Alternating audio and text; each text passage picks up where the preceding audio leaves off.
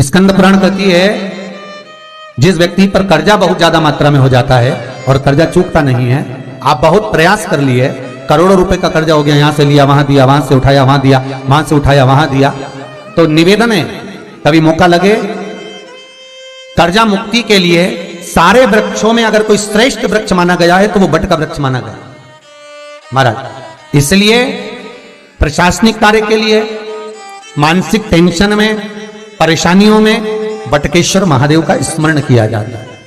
और यदि निवेदन करूंगा बहुत ज्यादा, यदि आपको कर्जा हो गया, बहुत ज्यादा कर्जा हो गया और वो कर्जा चूक ही नहीं रहा, तो थोड़े दिन बड़ के पेड़ के नीचे आप बटकेश्वर महादेव के लिए 1 लोटा पानी, उसमें थोड़ा सा पिसा हुआ चावल पीस के गला लेना, चावल को और पीस लेना, पीस के उस पानी में मिला लेना और मिलाकर उसमें थोड़ी सी हल्दी पिसी हुई डालकर बटकेश्वर महादेव के नाम से बड़ के पेड़ के नीचे अपनी कामना कर कर जो कर्जा हुआ है उस कर्जे का भान देते हुए, स्मरण देते हुए छोड़ दीजिए महाराज।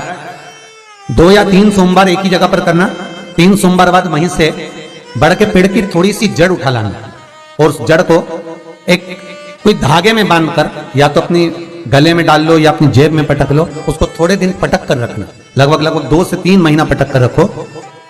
वो जड़ जैसे बड़ का पेड़ विस्तार होता है, पानी गिरे ना गिरे, जल वृष्टि हो ना हो, गर्मी पड़े ना पड़े, उसको कोई फर्क नहीं पड़ता, बड़ का वृक्ष आप रूप फैलता जाता है, उसकी जड़ें अपने आप प्रबल होती है। उसी तरह ये बटकेश्वर महादेव कहीं से भी अगर जड़ आपके पास में रखी है 1 महीना, 2 महीना, 3 महीना तक, तो ये जड़ अपने आप लक्ष्मी को पकड़कर खींच कर लाती है और कर्जे से मुक्त कर दे।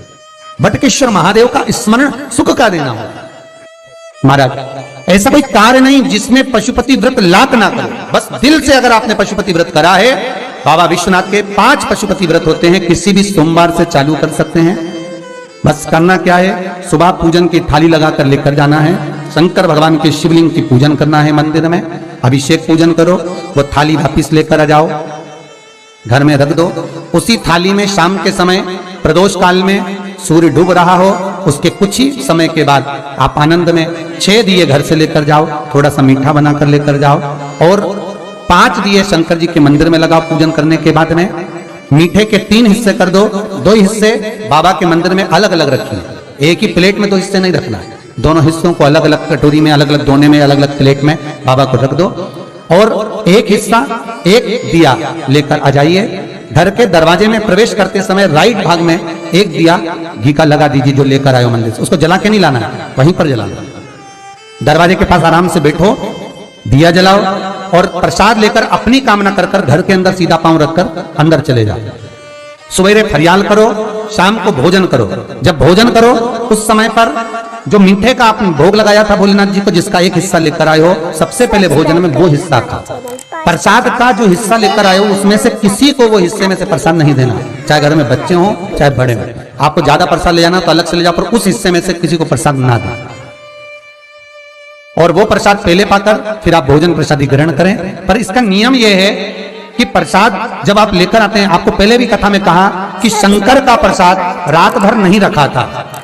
जितनी जल्दी आप प्रसाद का हिस्सा लेकर आए हैं, आधे घंटे के अंदर, पौन घंटे के अंदर आपको वो प्रसाद पाना है और भोजन करना ही है। ये नहीं कि सब आएंगे, इंतजार कर रहे हो, 10 बज गई, 11 बज गई, प्रसाद आपका इंतजार कर रहा है। जो प्रसाद है वो आपकी प्रतीक्षा कर रहा है, आपकी बाट जो रहा, आपका इंतजार कर रहा है। ये नहीं होना चाहिए। हमारा चैनल महाराज कितना सुंदर कहा है शास्त्रों में कि केवल एक देव अधिदेव महादेव ऐसे होते हैं जिनका प्रसाद रात भर नहीं रखा था। कहां से लिया है? प्रसाद लाकर ताजा रहता है जब तक आप पाते हैं, फिर वो फ्रिज में रख देते हैं। फ्रिज में रखा किसी ने खाया नहीं खाया, जितने समय तक फ्रिज में प्रसाद रखा रहता है वो इंतजार करता है कि कोई मुझे प्रसाद भक्षण करे। प्रसाद का मतलब होता है प्रभु का साक्षात दर्शन। प्रसाद का मतलब ही यही है, प्रसाद, प्रभु का साक्षात दर्शन। वो रखा जब ज्यादा समय हो जाता है तो घर में वो कष्ट प्रदान करने लगता है। हमेशा याद रखो, प्रसाद जैसे ही आए उसका सही समय पर उसको पाओ। रखे हुए प्रसाद पड़ा हुआ है, फ्रिज में रखा हुआ है, बेटा खाएगा, बहू खाएगा, ये खाएगा, वो खाएगा, फिर धीरे धीरे वो बद्दुआ देना प्रारंभ कर देता है, जिससे घर में बड़ी बीमारी फैलने लगती है, बड़ा रोग आने लगता है। तो लोग सोचते हैं हमारे घर में ना तो हम कोई नशा करते हैं, ना हम कोई चीज खाते हैं, ना हम बाजार का खाते हैं, फिर रोग कहां से आता, फिर बीमारी कहां से आती? अर्थात वो बद्दुआ देता है। उसका प्रयोग करो, समय पर करो, समय पर पाओ।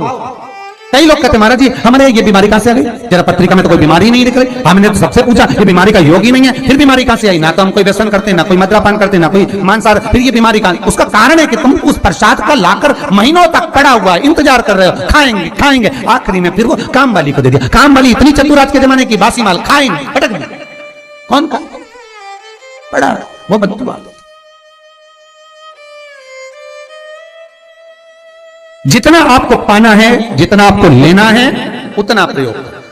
ज्यादा रखकर बहुत दिनों तक पड़ा है, थोर रखिए, मोहन थाल रखा है, लड्डू रखा है, पेड़ा रखा है, कुछ सामान रखा, नहीं भाई, जितना बने उतना लाओ, नहीं तो किसी को तुरंत बांट दो, समापन करो। पर अपने यहां पर बहुत दिन तक रखकर उसका बाबा स्वयं, मेरा श्री जी बाबा, मेरे तिरुपति बाबा, मेरा गोवर्धन नाथ, मेरा भोलेनाथ, उस प्रसाद के रूप में तुम्हारे घर में कितने दिन इंतजार करे कि मैं तेरे भीतर प्रवेश करूं, पर तू कराए नहीं, पड़ा है, रखा रहने दो, मन नहीं करता। शक्तियों जैसा कर्म मत करो जिससे हमें कष्ट मिले। कई लोग कहते हैं हमने पशुपति व्रत करा, हमारा बहुत काम हुआ। कई लोग कहते हैं हमने करा पर हमको अभी तक उसका कारण है कि तुम बहुत देर तक प्रसाद को इंतजार करा रहे हो। तो बाबा भी आपको इंतजार करा रहा है, मेरा विश्वनाथ भी इंतजार कर रहा है। उस समय अवधि का भान होना चाहिए। निगाह हटी, दुर्घटना घटी, बस ध्यान रखो। हम कहते हैं कि हम पूजन करते हैं, हम पाठ करते हैं, हम अर्चना करते हैं, हम अनुष्ठान करते हैं, हम भगवान की सेवा करते हैं, फिर दुख हमको ही क्यों आता है? उसका कारण केवल इतना सा कि दुख हम खुद बुलाते हैं, दूसरा नहीं। हम स्वतः पशुपति व्रत 5 व्रत करो। 5 व्रत पूर्ण होने पर कई माताएं कहती है कि बीच में हमारे व्रत छूट जाते हैं रजस्वला धर्म के समय पर, तो व्रत तो करना पड़ेगा पर पूजन नहीं होगी और वो गिनती में भी नहीं आएगा। पर व्रत करना है पर गिनती में नहीं आएगा। मार पूजन भले मत करो, 7 दिन बाद आप जो व्रत करें वो अपने ऊपर है, पर गिनती में नहीं आएगा। व्रत करना पड़ेगा। गिनती में तब आएगा जब दरवाजे पर आप दिया लगाएंगे, जितने दिए आपने लगाए उसी गिनती में आएगा। और महाराज 5 व्रत जब पूर्ण हो जाएं, 5वां व्रत रहे, तब एक नरियल श्रीफल, उस पर एक मोली नाड़ा लच्छा लपेटकर उस पर 11 रुपए रखकर, कोई आपको किसी को ना भोजन कराना है ना भंडारा करना है, केवल मोली लच्छा लपेटकर 11 रुपए रखकर बाबा विश्वनाथ के सम्मुख में शंकर जी की वो जलाधारी जो गोल है माता जगत जननी का हस्तकमल, उसी पर रख देना है। विनती कर देना बाबा मेरी ये कामना से मैंने ये व्रत किया।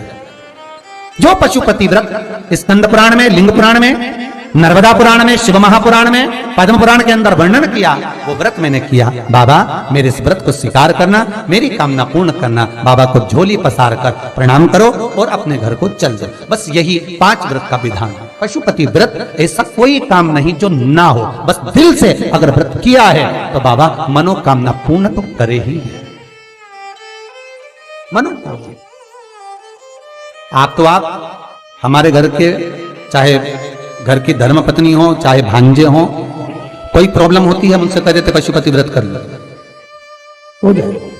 बस पशुपति व्रत में आपका भाव शुद्ध होना चाहिए। निर्मल चित्त निर्मल मन सो मोहि पावा, मोहि छल छिद्र कपट ना भावा। निर्मलता के भाव में भगवान मिल सकता।